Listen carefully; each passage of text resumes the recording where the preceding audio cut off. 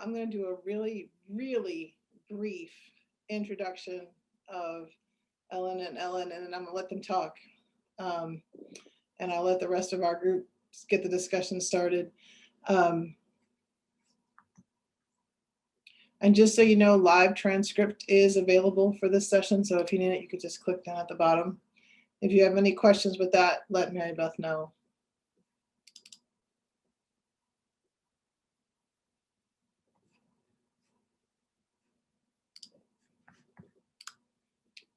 So as you all know, evaluation is the thing that we spend most of our time talking about.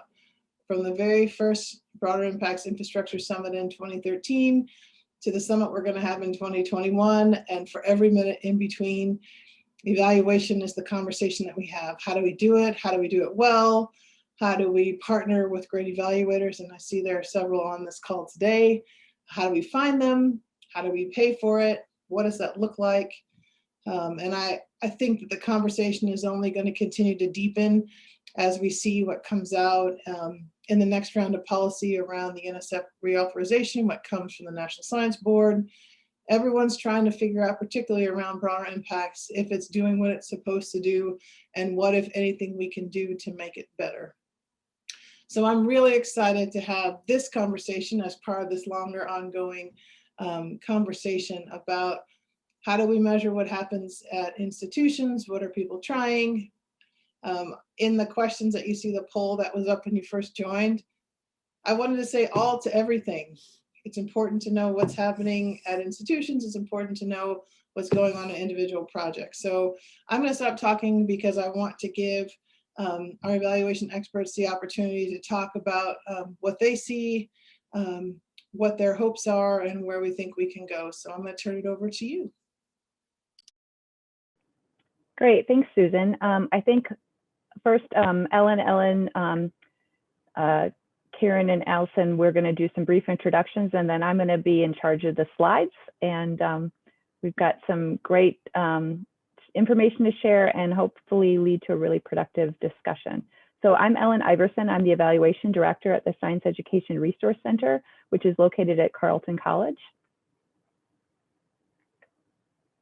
And I am Ellen Altermatt, and I'm an evaluator at SERC at the Science Education Resource Center. Hi everybody, my name is Karen Peterman. I have a small research and evaluation firm called Karen Peterman Consulting in Durham, North Carolina. Hi everyone, I'm Allison Black-Maier, and I'm a researcher and evaluator with Karen. Great. So if you give me a moment, I'm going to get the slides and the screen sharing going here, and we will get moving. And okay, so I probably have it reversed, don't I? Hold on a second.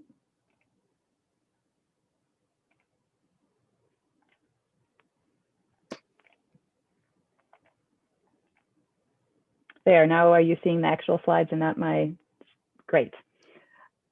So we did brief introductions. I think the next thing that we really wanted to look at, and before I turn it over to Ellen, was pause for a minute to look at the poll as to who is in the room.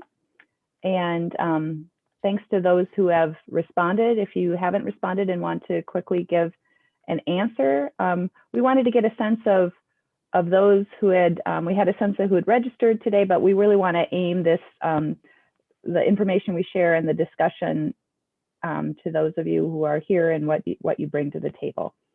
So it looks like we have a mix, more staff members from an academic center right now. It looks like there are influences of a BI office or academic center, which makes sense given who's in the four that responded on that end, and that outreach activities or events are also something that you're interested in evaluating. And it seems like we're evenly divided as to what the evaluation so far the greatest need, whether it's the influence of a BI office or academic center or the outreach events. So that's great. It gives us a lot of flexibility as we move forward. So thanks to those of you who have responded to the poll. It just helps us to get a better sense of who's in the room. So with that, I'm going to turn the presentation over to Ellen Altermatt first, and then she's going to hand it off from there. All right, welcome. SERC, the Science Education Resource Center, is serving as the external evaluator for the ARIS project. And so as part of that work, one of the things we've been working on very much in collaboration with ARIS leadership is to develop a number of tools that could be helpful in assessing research impact.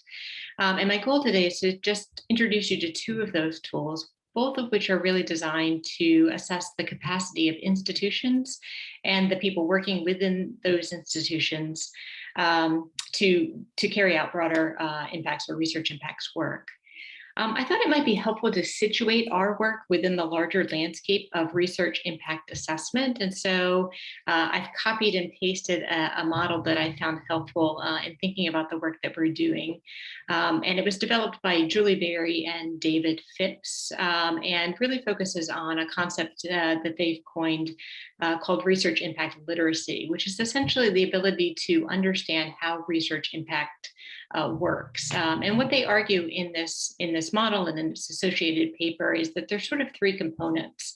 In order to be research impact literate, you need to have some knowledge about the processes that are necessary in order to carry out research impact work effectively. That's the how.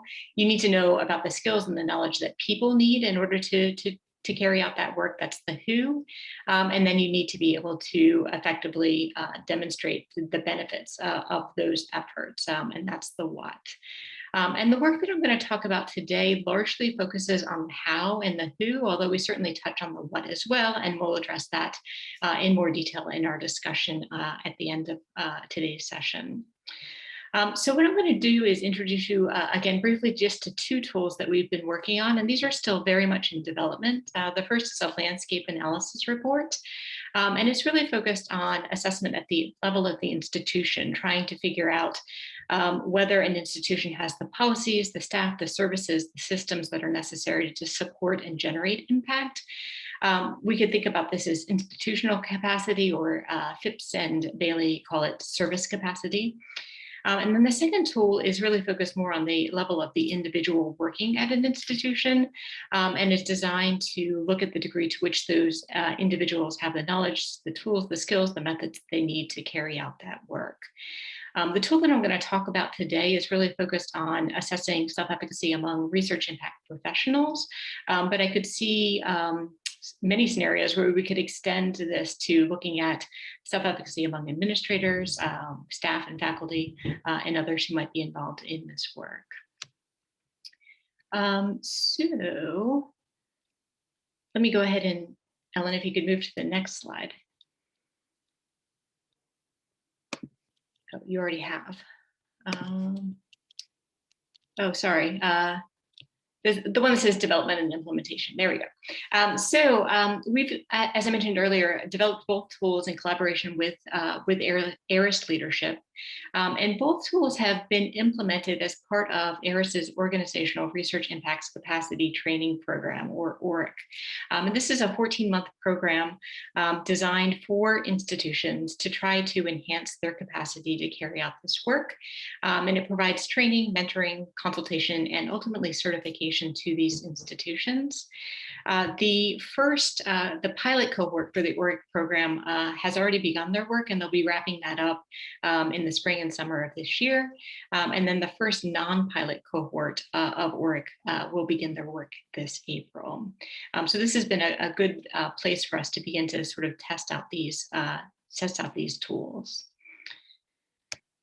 So let me begin by talking about the landscape analysis report. This is a tool that we asked these research impact professionals to use. We're going to ask them to use it twice. So they've already completed their first landscape analysis at the very beginning of their involvement in the ORIC program, and then we're going to ask them to complete it again at the conclusion of their involvement in April, May, June or so of this year. And we may tap them again a year or two out to see how things have changed. All of these assessments are really designed to, again, look at institutional capacity and to see how that's changing over time, and hopefully to link that link some of those changes anyway to their involvement in this ORIC program. In that report, we asked the research impact professionals to do 3 things for us. The first was to tell us to what degree a variety of resources are currently available at their institutions. So that could include consultation services, websites, professional development opportunities, databases of current or future partners, and then access to evaluation resources or assessment resources. And then we also asked them to describe in some detail the strengths of the research impacts work that's currently being done at their institution, and then to communicate some of the weaknesses as well, and to also tell us a little bit about potential opportunities and threats or barriers to those opportunities. At this point, we have the first set of landscape analyses in hand. We're waiting on the second set, and we'd be happy to share the results of the qualitative analyses that we do on those landscape analyses in a future meeting. But for now, what I can tell you is that from anecdotal evidence, from report outs from the RI professionals who have been involved in ORIC to date, we are expecting to see some pretty substantial changes in professional development opportunities, in the content of websites, in the databases that they've created, in part because of the activities they've engaged in as part of their involvement in the program. My guess is that we're going to continue to see challenges as well, particularly I think with regard to matching RI professionals and faculty and staff with appropriate, accessible, affordable evaluation assessment resources, which is part of the reason I think why we're here today.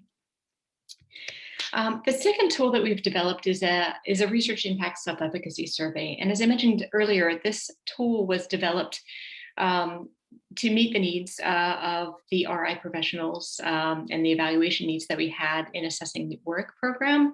But I could certainly imagine modifying this tool for other audiences and contexts.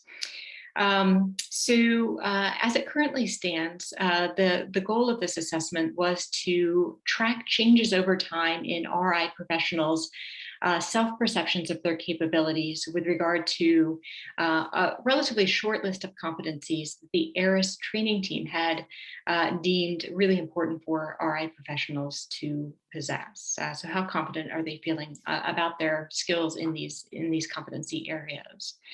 And so we asked each of the RI professionals involved in the ORIC program, and there were 6 in this pilot program, to respond to each item. So for example, I am confident in my ability to identify key individuals and programs at my institution that can contribute to a sustainable research impacts infrastructure. They responded to each item on a 5-point scale that ranged from 1, strongly disagree, to 5, strongly agree. And they completed the survey at baseline, so at the beginning of their involvement in the program. And then again, about a month later, almost 2 months later, after they completed a series of workshop trainings that were specifically designed to tackle many of these competencies. And then we're going to ask them to complete it again at least once more, probably this spring, to see how they are feeling about these competency areas now that they've had a chance to not only learn about some sort of new strategies to use, but actually begin to implement them. I can tell you that this is a tool that's still very much under development, but there's 3 things I think that we can share at the moment that we've learned from this tool. The first is that it seems like we can create an internally reliable measure of research impact self-efficacy. You can see there that Cronbach's alphas were above 0.7 at both time points, which means that we can safely average responses across the 10 items to create an overall research impact self-efficacy score, which is really helpful if you want to track changes over time or down the line, track changes across institutions, for example. The second thing we learned is that there's considerable variability in this sample, and we imagine across the board in self-efficacy scores, with some participants feeling quite confident in their skills in multiple areas and others feeling a whole lot less confident. The range shrank a little bit from baseline to post-survey, which is what we would hope for. And then if you look at the final column there, we know that participants reported statistically significant gains in research impact self-efficacy over a relatively short time period, which tells us that the training that they received as part of the ORIC program was effective. Again, our plan is to administer this again in another few months. And what we expect to see are perhaps some additional gains in many areas, but maybe some losses as well as the RI professionals meet up with some of those challenges and barriers and threats as they begin to implement some new strategies. Although at this point I've talked about the scale as a whole, I think sometimes it can be helpful to look at individual items as well. And this is a little bit hard to see, I'm sure, but what you sort of can gather from this figure is that we saw gains in almost all of the areas, the exception being understanding the rationale for research impacts. And the reason we didn't see gains there seems to be that we hit ceiling at baseline.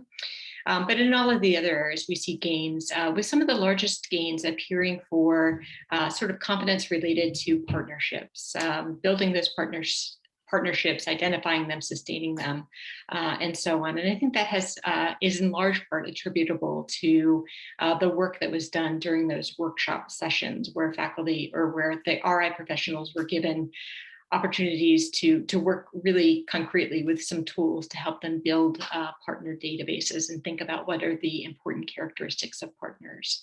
And we're going to hear more about that later from Allison and Karen. So I'm going to end here just by noting that I think these tools have the potential anyway to contribute to a still small but growing collection of resources for assessing research impact.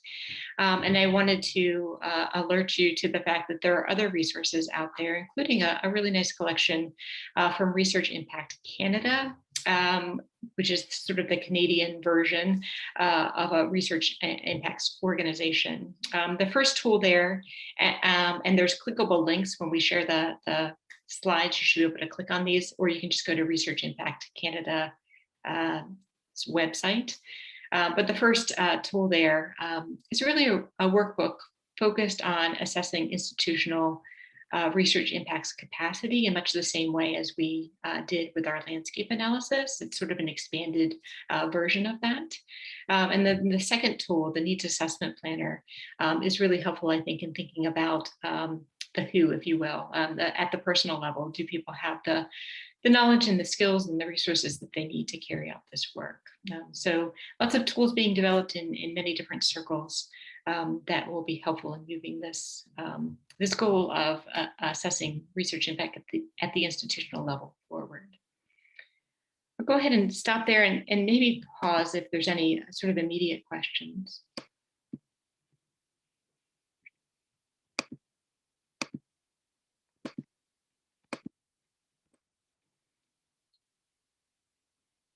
Hearing none, I think we can move on to Allison. All right, thanks, Ellen. So Karen and I are in the new cohort of ARIS Fellows for the upcoming year. And our project is to build relational database templates for documenting research impacts.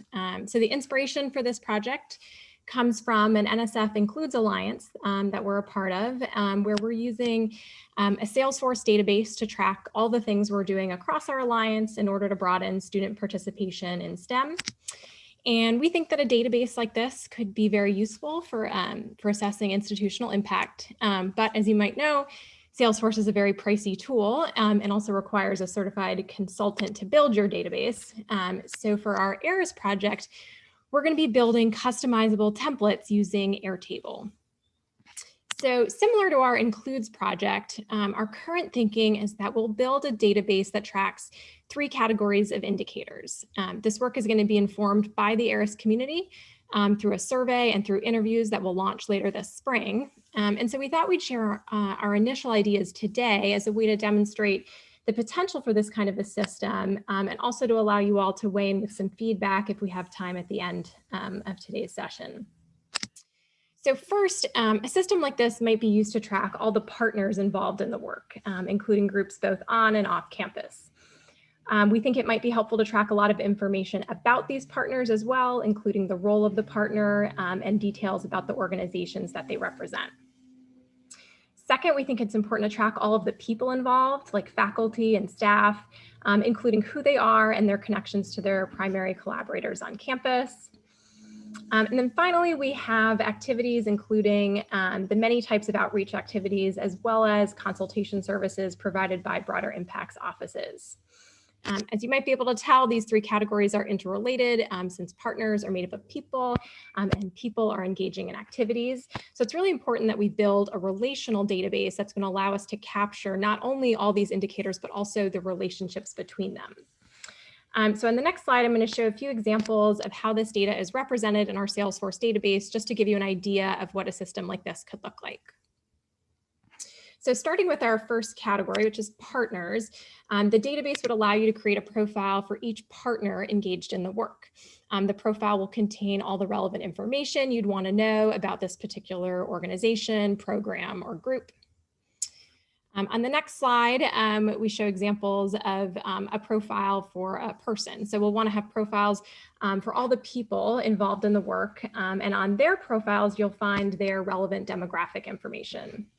The organization or department that they're associated with would also connect you back to the partner page so that you could see the group level data with just one click. And then finally, a system like this provides the ability to track lots of different kinds of activities. And we'd include a summary of what occurred in that activity and who participated in the activity in that summary. After logging an activity, you'd be able to view the completed record, like what you're seeing on the screen now. And then also, because activities log the specific partners and the specific people engaging in that activity, this information is also going to be linked back to the profiles of those partners and those people. So if we go back and we look at this example faculty profile, and we've moved away from that first tab that we were just on that showed their demographic information. And now we're on the second tab that shows all the activities that have been linked to this specific person. So for example, on this faculty members page, we can see the organizations that this person's affiliated with, the mentoring relationships that they've had with students, as well as meetings they've attended and other activities that they've participated in. As I mentioned earlier, we plan to start building a system like this for the ARIS community later this year. The idea is that we would create templates that individual offices and people could then modify to fit their needs. If you have any immediate feedback for us on whether and how this sort of system would be useful for you, please put that in the chat. We'd love to hear your initial reactions. And while you're doing that, I'm going to turn things over to Karen to share some ideas about shared measures. Karen? All right. Thanks, Allison. Hello again, everybody. So the final example or idea that we wanted to talk about a little bit today before we open things up for questions and discussion is this idea of shared measures. Now, shared measures can be a little bit of a controversial topic. And so I want to say that up front. Maybe that's something we'll circle back to in a bit.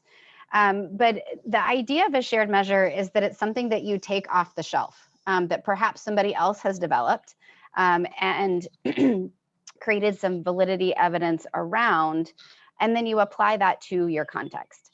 I'm going to give some cautions about that in a couple of minutes, but I wanted to say that even though this can be kind of a controversial process, I am a fan, particularly if what you're trying to think about and consider is institutional level impact that your work might be having.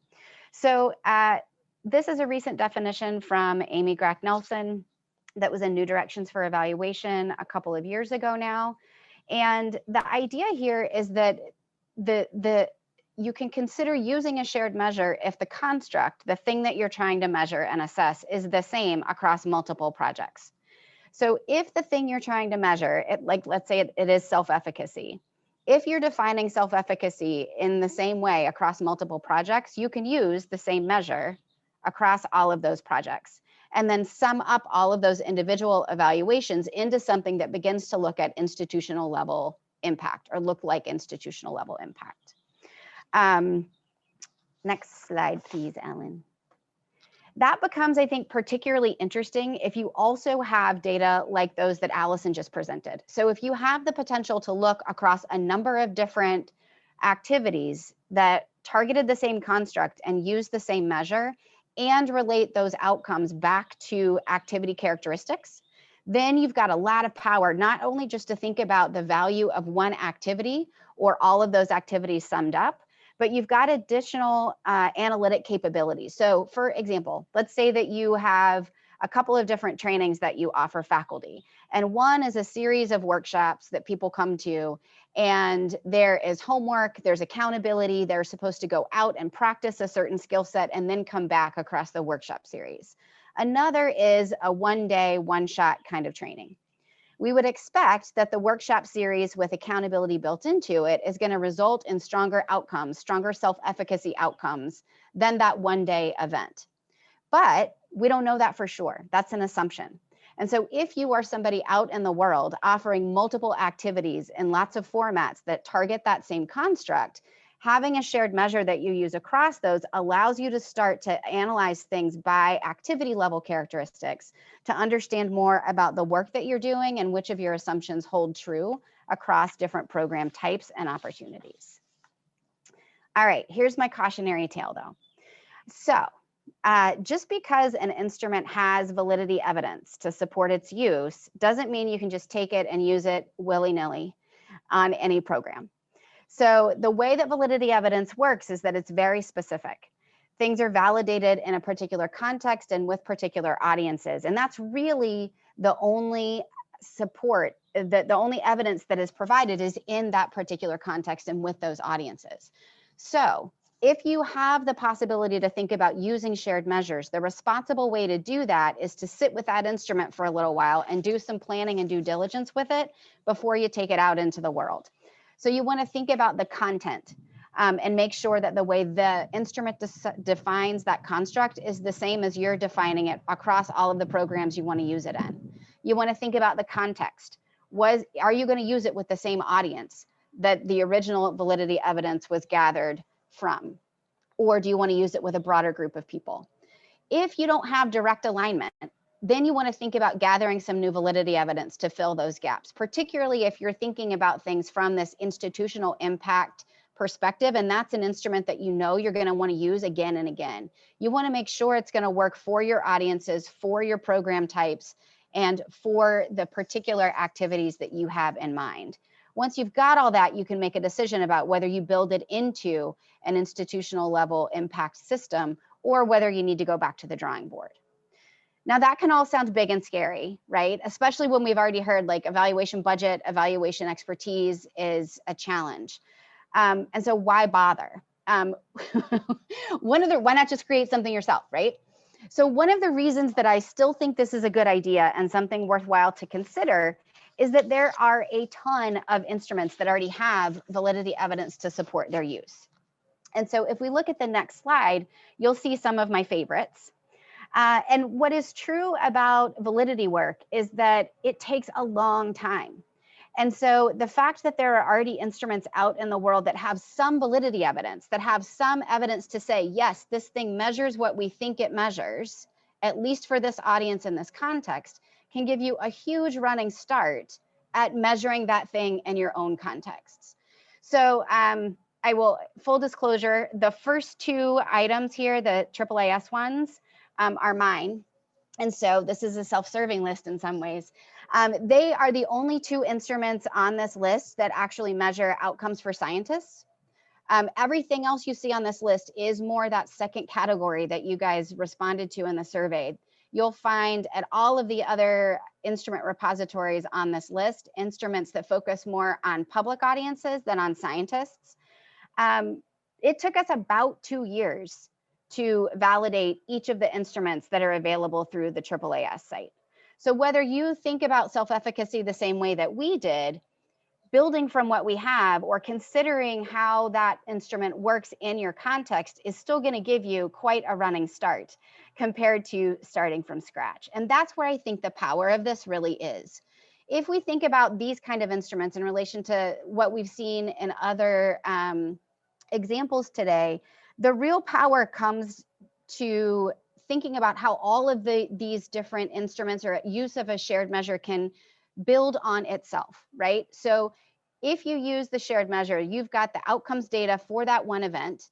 If you're using it across events, you've then got the ability to sum all of those up to start to talk about what is your institutional level impact on something like self-efficacy across different program offerings. And if you've got the additional data like Allison showed related to different kinds of activities, different kinds of audiences, then you can really start to narrow down and hone the kind of work that you do. So I think this is kind of a cool area of development, and that if it's done right, could really benefit BI offices around the country and other centers that are doing similar work, but with different audiences and in different contexts. And I think I will stop there.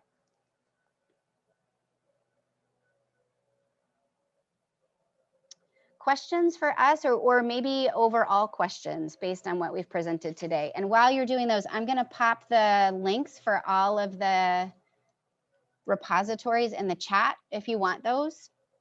I can also add them to a slide so that when we share the slide deck later, you can get them straight from the slide deck as well.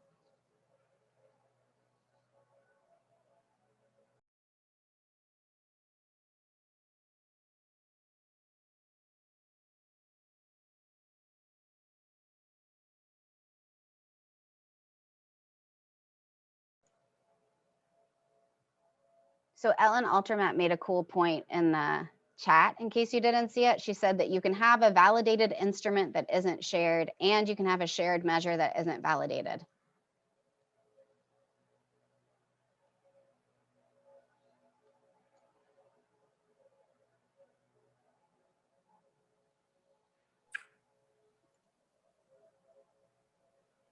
Hey, Karen and Allison, this is Julie.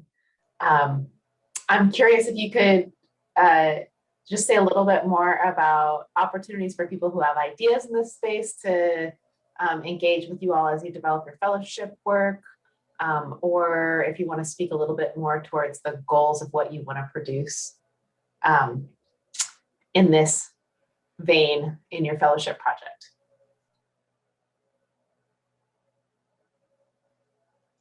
Allison, you want to go first?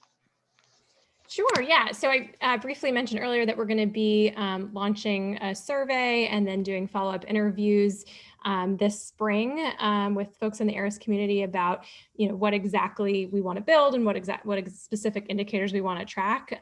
So if you'd be interested in being and taking that survey or being part of our interview sample, we would love to have you. So feel free to, I can put my email in the chat. Feel free to send me an email. Hopefully our kind of broader call for participants would go out to this broader group anyway, but just in case you don't see it, my email is in the chat. And I guess, Julie, in answer to your question for now,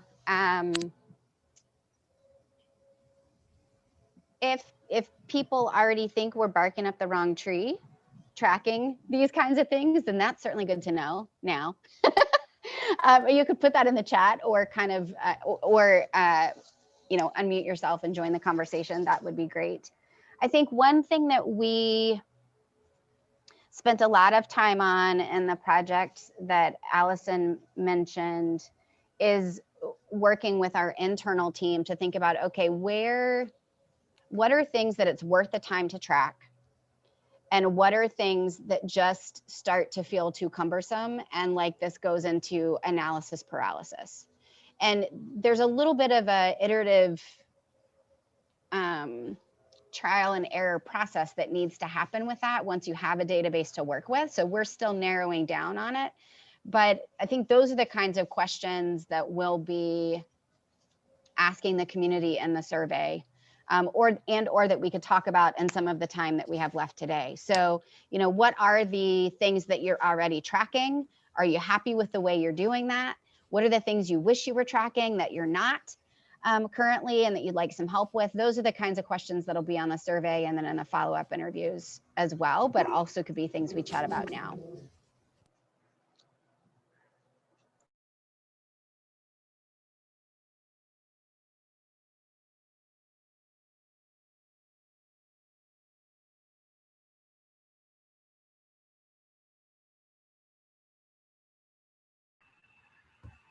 have a question.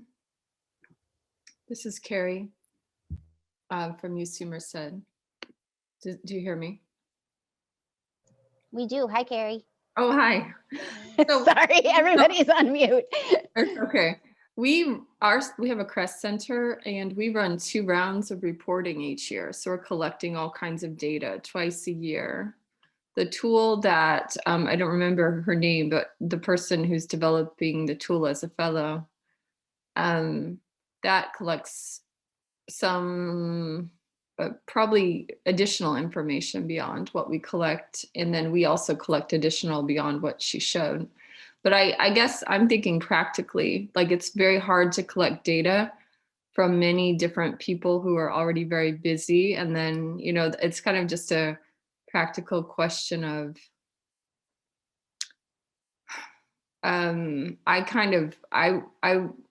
I would have concern that people would be hesitant to fill it out because they already have so many other projects that they're reporting towards. Now, if it's required by an institution, I think, yeah, they'll do it. But it gets kind of interesting to me that, because I think it would be beautiful to get that data, but I just have concern logically when they have so many other things they're doing, unless it's something that the university, you know, prioritizes and enforces. It may be incomplete, I would imagine, especially because some of that is really, you know, if someone has a large research group, it'd be very difficult to do that. You know, it'd almost be one of those where they'd say, I don't have time, I can't do this, this will take forever to do. Even though, of course, they have all that data, they just, you know, to spend time doing it properly would be not easy. So yeah, I'm just curious about how in practice that is going to shake out.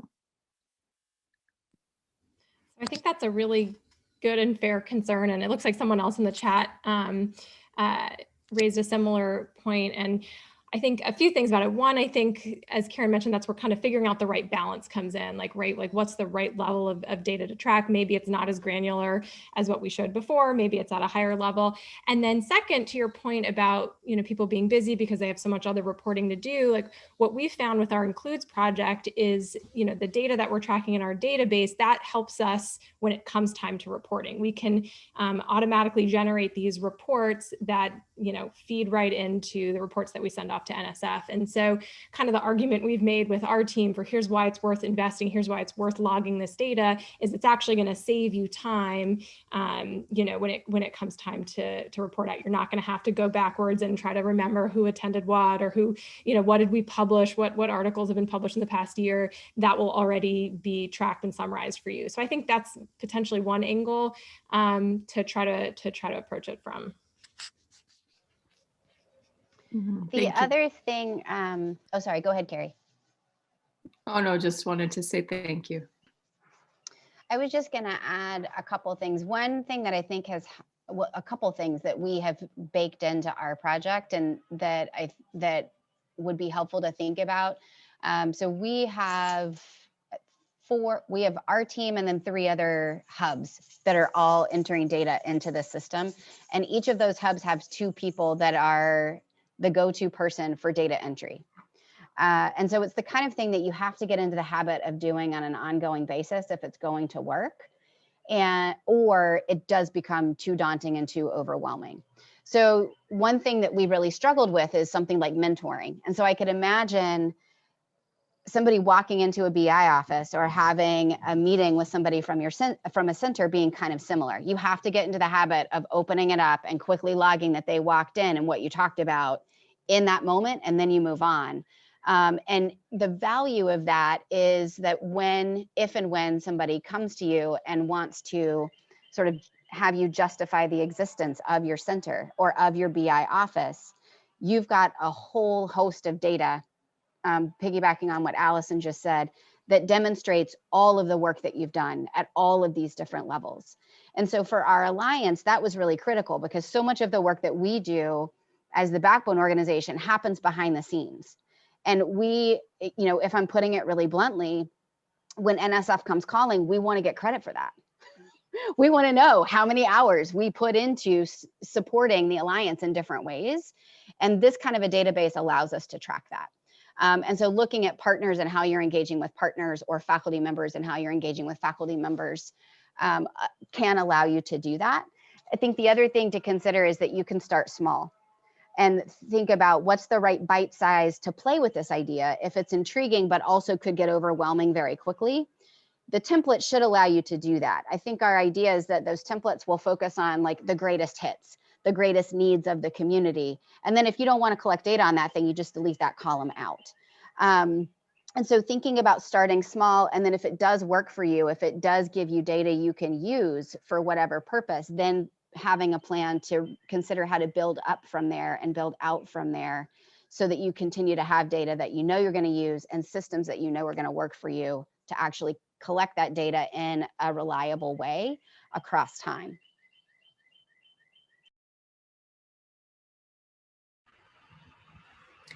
Hey, Karen and Allison. I'm an ARIS Fellow this year, so I'm looking forward to getting to know you as we wrap up and you guys take over. I'm really curious to know if you're looking at project outcomes and impacts, as well as sort of the change in self-efficacy. So my fellow colleague, she's not here today, but she and I both work with funders who are particularly interested in whether the research they're funding is having an impact on practice and policy. And so that's where a lot of our work came from. So our project has been on helping researchers kind of get in that, similar to what you're saying, get in the habit of understanding what that looks like, how to document it, how to do some self-evaluation of changes in behavior and practice and policy, particularly in natural resource settings. So maybe it's just that I would love to talk with you guys about maybe finding some links between those two. I have a lot of the same conversations where I say, if you can get in the habit of documenting this and collecting this data, when you go to write your final report, when we have to do 5-year reports on these centers, we're going to have it all there and you're going to be so much better prepared. And when you go to write the next funding proposal, you're going to look like a rock star because you've documented all of these changes that you've contributed to. So I feel your pain on that one. That's a tough one to get over, but I would love to chat with you more, or chat now about getting to that kind of that outcome impact on society. Oh, and also I couldn't find on the AAAS website the tools that you mentioned. Would you be able to maybe put the direct link in there, or just send it out later? Because they sound really helpful. Thanks.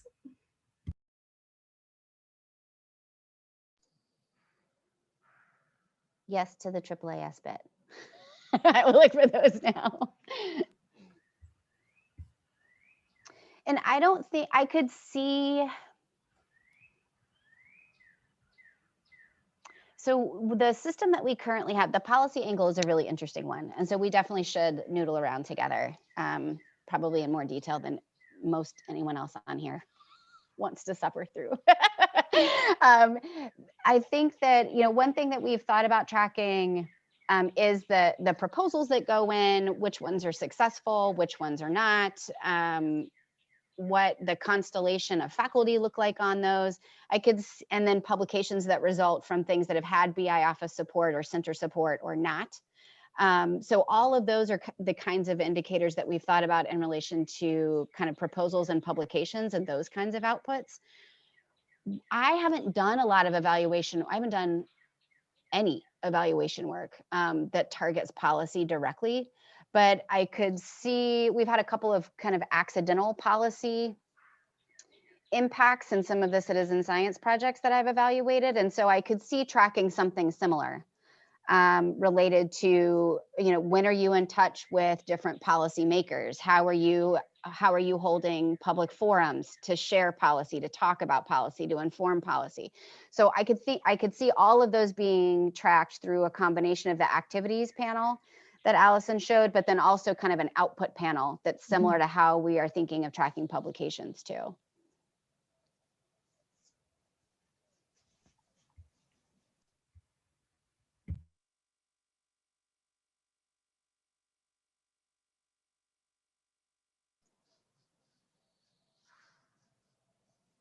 So I think maybe Leonie is talking, but I can't hear her. Can other people hear her? And I'm sorry if I mispronounced your name.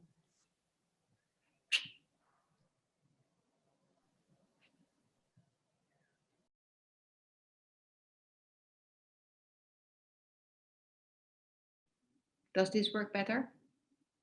Yeah. I've got issues with my headphones. So I've been doing some impact evaluation work, or I study impact evaluation work in the Netherlands, and I'm also involved in it. So what we do, and when you look at impact on policy, for instance, it's both look at the process, and that requires being very attentive of what you do, what interactions you have with whom, and evidence-wise, then it would be best to present it in the form of a case study, but support it with the evidence and show how it, and also with policy, and that's interesting, of course, is that sometimes a policy doesn't change due to your research, which is an interesting case to make. But that could be a way, and that is beyond what we've done for a while. Oh, look, we've been mentioned 22 times this session in Parliament. Yeah, that's interesting. Well, at least you're on the radar then. But really make the case. And I think there you can show and illustrate also the efforts that you put into it, and show the strategy, assuming that the policy impact is the intention, and that you put strategic measures, and that you intentionally reach out to a certain organization, or are aware that a 500-page report probably doesn't do it, but your short policy brief, might, or that whatever. Yeah. Yeah, that's exactly the kinds of things that we're encouraging the folks that we're working with to do. And I read all of your work, Leonie, so it's been really, really helpful. Yeah. No, and then still the issue is also the evidence, because there has to be something between we've done this research and now this has happened, and also looking forward. Then it would be good to really illustrate what exactly you've done, or what the strategy was in order to reach there, because I wouldn't know whether you would, get the next round of funding if it just happened by accident. Yeah. But I have to leave now. I've got another meeting, but that is a private meeting because it's almost 8 p.m. in the Netherlands. Thanks very much. Thank you.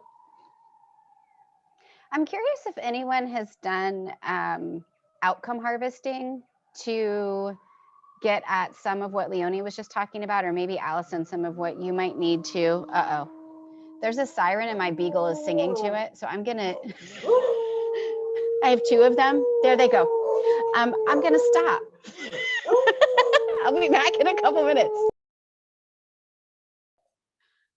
I'll add one thing. I've been thinking about your attention to what's worth gathering and what's not, and I think that that's really important. And it's been several years now, but I know, and Susan may have some things to add to this too. But Yale had sort of a capture all engagement process that they went through, and it was a lot of just herding PIs and herding programs and trying to get people to engage with it. And I think that it ultimately cost too much to keep it going. And UC Santa Cruz was making efforts for scaled and kind of aggregate impact reporting on broader impacts activities. So, and I don't exactly know how to get in touch with the people who have kind of gone through the process and have the opportunity to understand kind of what went wrong and where did they hit a barrier that they couldn't overcome. I think that would be really interesting to anticipate that. I see Megan put a comment in, and Susan might have one too. So we've done both things. So we've tried to figure out how to capture all BI, and that seems to be almost impossible on our campus, at least so far, without a whole bunch more resources than we have. But I'm going to follow up with Karen and Allison, because we built a system just like what you're talking about. We built it internally because Salesforce was way too expensive for our campus to buy into. And so we have a lot of the measures that you're talking about, we included in our system for the very reasons that you're talking about. So figuring out how to report out so that when they ask you, like, we have always been doing report outs, like how many people we helped, how many proposals went in, what's the proposal success rate, how much money that turned into. But that was like, let's go back in my calendar and then count everybody. And so we built a CRM tool so that we could do that in a systematic way and that we could also track that over time. So we can follow up with that. I will say the other benefit to the system has been, in my office, there are multiple hands that touch different proposals. And so for our internal mechanism, it was great to say, Susan met with Jory on this day, and this is what we talked about, so that if Sarah picked that up, she could go into the tool and say, Susan met with him, this is what they talked about, I can follow up and I can pick up from that spot. So definitely have a lot of lessons learned from that. You are correct in that people don't want to fill out the tool. It's like every evaluation tool, right? Like we all know. At the same time, as we're trying to figure out that question about what's the value of having institutional support for BI, it becomes more and more important that we do that. It allows us to, again, track over time so that we get away from activity to impact, so that we're actually modeling the behaviors that we want researchers to follow. And I will also say, I don't have any concrete example of this yet, but I really do believe that we're going to see more in the policy space looking at the evaluation. I mean, that's what I talked with the NSB about in December. It's what I talked with the staffers about from Congress as they're thinking about endless frontiers and the reauthorization. The question that everybody has on their mind is broader impact doing what it's intended to do? And evaluation is going to be key to doing that. And not just us collecting the data at the institution, but also the NSF starting to collect that data in a way that makes sense. So I'm very excited about this potential, and I'm looking forward to hearing more about it. Thanks, Susan. I'm interested for folks on the line. So sorry about the dogs. The fire truck is gone. I think we're safe. I think there's also really neat potential between the landscape mapping that Ellen shared earlier as a baseline measure, or even if it's not baseline, a current scan of strengths and gaps, and then systematically filling those gaps as a way to show the influence of work that's happening. And I wonder if anybody else on the line today has already had experience doing similar sorts of landscape scans and then factoring those into your strategic plan for your center, your BI office, or your individual work.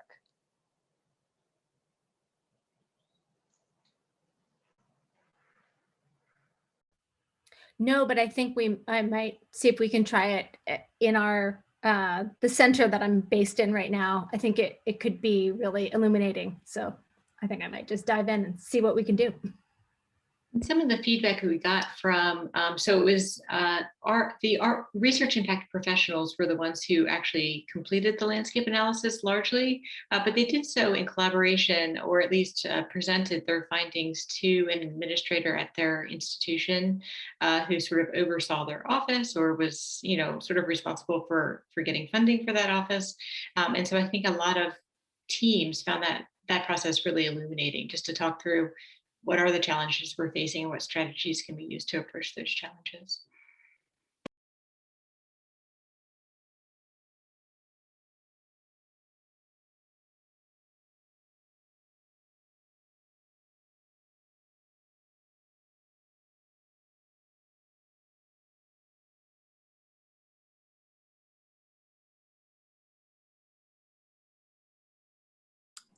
I know we're at the end of our time. I want to just say Thank you to Ellen, Karen, and Allison. Karen and Allison, I apologize for not mentioning you at the very beginning.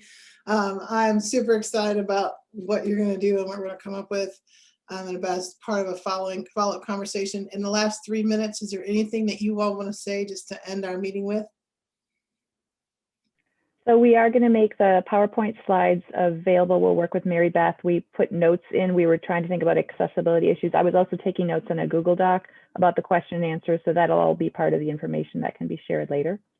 Other things that I should mention, Karen, Ellen, Allison?